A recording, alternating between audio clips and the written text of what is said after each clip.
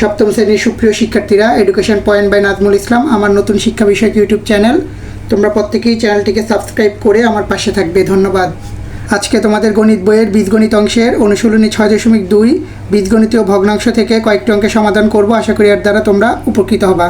প্রশ্ন নম্বর 14, a/a+2 + 2/a-2। প্রথমে আমরা ভগ্নাংশের হরগুলোর লসাগু নির্ণয় করব।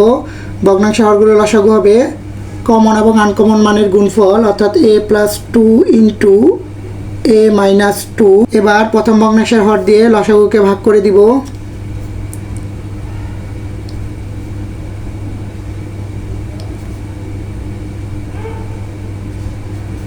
এখানে a+2 সাথে কেটে দিতে পারি, তাহলে ভাগফল পাবো আমরা a-2। এবার a-2 দিয়ে প্রথম ভগ্নাংশের লবকে গুণ করে দিব। অনুরূপভাবে দ্বিতীয় ভগ্নাংশের হর দিয়ে লসাগুকে ভাগ করব।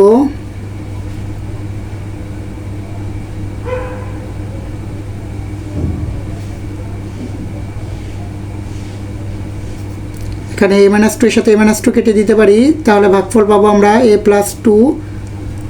এবার ভাগফল দিয়ে দ্বিতীয় ভগ্নাংশের লবকে গুণ করে দিব।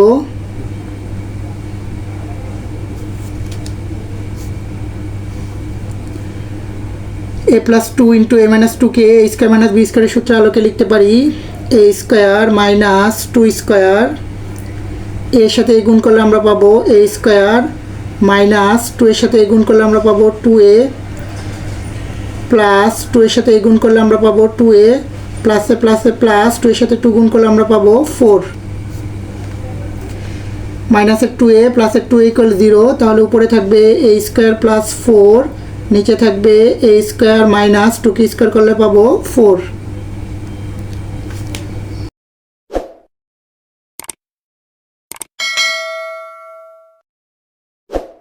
প্রশ্ন নম্বর 15, 3/x² - 4x - 5 + 4/x + 1। এখানে হরের ক্ষেত্রে আমরা মিডল টার্মের রুলস অ্যাপ্লাই করব। প্রথমে আমরা 5 এর উৎপাদক নির্ণয় করব। 5 কে 5 দিয়ে ডিভাইড করলে আমরা পাবো 1। প্রদত্ত উৎপাদক দুটির বিয়োগফল হবে মাঝখানের সংখ্যাটি, তাহলে আমরা লিখতে পারি x² -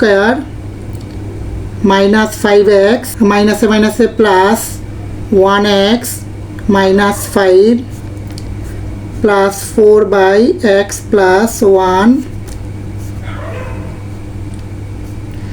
এখানে প্রথম দুটি পদ থেকে আমরা x কে কমন নিতে পারি, তাহলে থাকবে x - 5। এখানে আমরা +1 কে কমন নিতে পারি, তাহলে থাকবে x - 5 প্লাস 4/x + 1।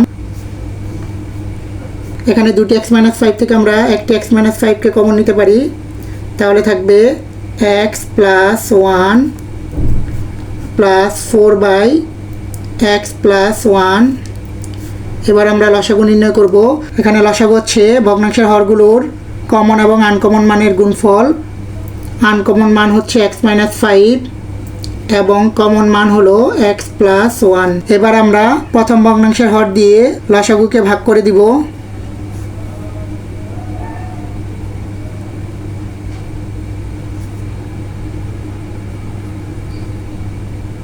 এখানে x - 5 x - 5 এর সাথে কেটে দিতে পারি, x + 1 x + 1 এর সাথে কেটে দিতে পারি, তাহলে আমরা ভাগফল পাবো 1।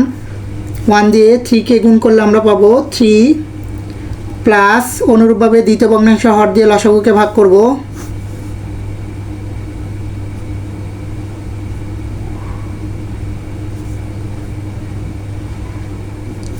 এখানে x + 1 x + 1 এর সাথে কেটে দিতে পারি, তাহলে ভাগফল পাবো আমরা x - 5।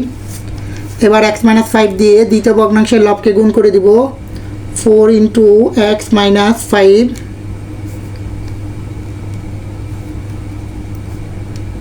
3 প্লাস 4 দিয়ে x - 5 কে গুণ করলে আমরা পাবো 4x, প্লাসে মাইনাসে মাইনাস 4 এর সাথে 5 গুণ করলে আমরা পাবো 20, নিচে x - 5 × x + 1 = 4x -20 থেকে +3 চলে গেলে থাকবে -17 ডিভাইডেড বাই x - 5 × x + 1।